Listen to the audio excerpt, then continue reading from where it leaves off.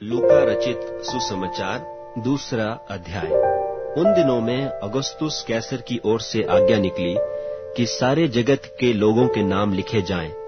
यह पहली नाम लिखाई उस समय हुई जब क्विरिनियुस सूरिया का हाकिम था, और सब लोग नाम लिखवाने के लिए अपने अपने नगर को गए। सो यूसुफ भी, इसलिए कि वह दाऊद के घराने और वंश का था, गलील के नासरत नगर से यहूदिया में दाऊद के नगर बैतलहम को गया कि अपनी मंगेतर मरियम के साथ जो गर्भवती थी नाम लिखवाए। उनके वहां रहते हुए उसके जनने के दिन पूरे हुए, और वह अपना पहलौठा पुत्र जनी और उसे कपड़े में लपेटकर चरनी में रखा, क्योंकि उनके लिए सराय में जगह न थी। और उस देश में कितने गड़रिये थे जो रात को मैदान में रहकर अपने झुंड का पहरा देते थे। और प्रभु का एक दूत उनके पास आ खड़ा हुआ, और प्रभु का तेज उनके चारों ओर चमका, और वे बहुत डर गए। तब स्वर्गदूत ने उनसे कहा, मत डरो, क्योंकि देखो मैं तुम्हें बड़े आनंद का सुसमाचार सुनाता हूँ, जो सब लोगों के लिए होगा, कि आज या दाऊद के नगर में तुम्हारे लिए एक उद्धारकर्ता जन्मा है, और यही मसीही प्रभु है। और इसका तुम्हारे लिए यह पता है कि तुम एक बालक को कपड़े में लिपटा हुआ और चरनी में पड़ा पाओगे।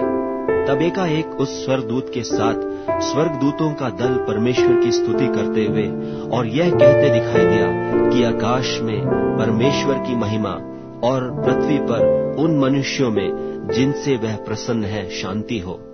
जब स्वर्गदूत उनके पास से स्वर्ग को चले गए, तो गड़रियों ने आपस में कहा, आओ हम बैतलहम जाकर यह बात जो हुई है और जिसे प्रभु ने हमें बताया है देखें। और उन्होंने तुरंत जाकर मरियम और यूसुफ को और चरनी में उस बालक को पड़ा देखा।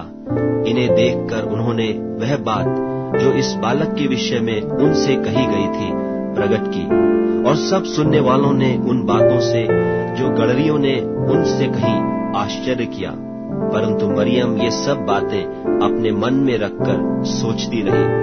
और गड़रिये जैसा उनसे कहा गया था वैसा ही सब सुनकर और देखकर परमेश्वर की महिमा और स्तुति करते हुए लौट गए। जब 8 दिन पूरे हुए और उसके खतने का समय आया, तो उसका नाम यीशु रखा गया, जो स्वर्गदूत ने उसके पेट में आने से पहले कहा था।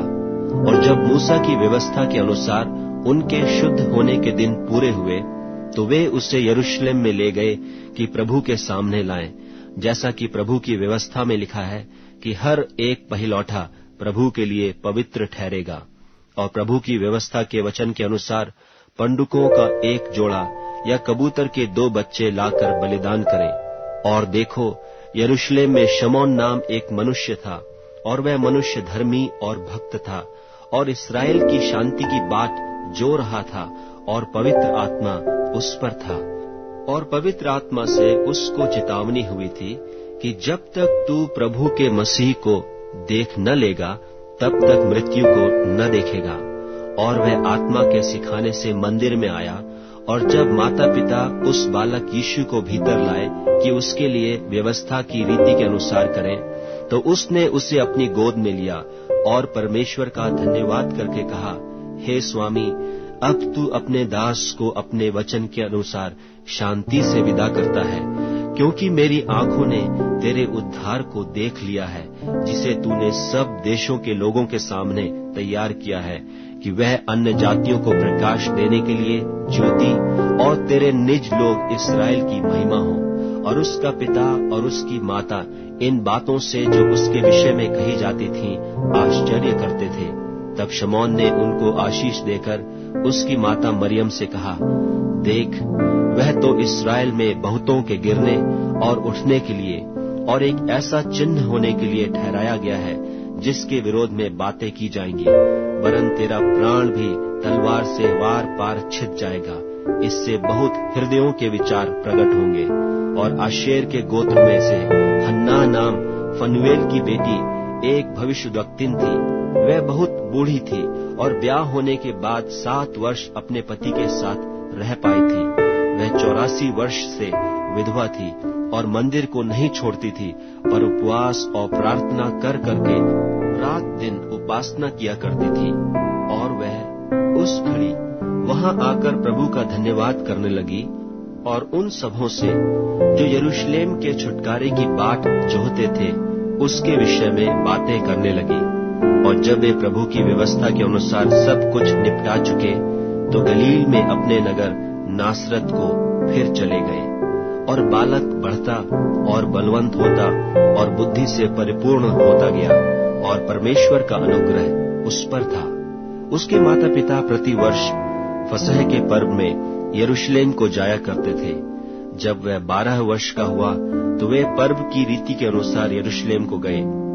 और जब वे उन दिनों को पूरा करके लौटने लगे तो वह लड़का यीशु यरूशलेम में रह गया और यह उसके माता पिता नहीं जानते थे। वे यह समझकर कि वह और यात्रियों के साथ होगा, एक दिन का पड़ाव निकल गए और उसे अपने कुटुंबियों और जान पहचानों में ढूंढने लगे। पर जब नहीं मिला तो ढूंढते ढूंढते यरूशलेम को फिर लौट आए। और 3 दिन के बाद उन्होंने उसे मंदिर में उपदेशकों के बीच में बैठे और उनकी सुनते और उनसे प्रश्न करते हुए पाया। और जितने उसकी सुन रहे थे वे सब उसकी समझ और उसके उत्तरों से चकित थे। तब वे उसे देखकर चकित हुए और उसकी माता ने उससे कहा, हे पुत्र, तूने हमसे क्यों ऐसा व्यवहार किया? देख, तेरा पिता और मैं कुढ़ते हुए तुझे ढूंढते थे। उसने उनसे कहा, तुम मुझे क्यों ढूंढते थे? क्या नहीं जानते थे कि मुझे अपने पिता के भवन में होना अवश्य है? परंतु जो बात उसने उनसे कही उन्होंने उसे नहीं समझा। तब वह उनके साथ गया और नासरत में आया और उनके वश में रहा। और उसकी माता ने ये सब बातें अपने मन में रखी। और यीशु बुद्धि और डील डौल में और परमेश्वर और मनुष्यों के अनुग्रह में बढ़ता गया।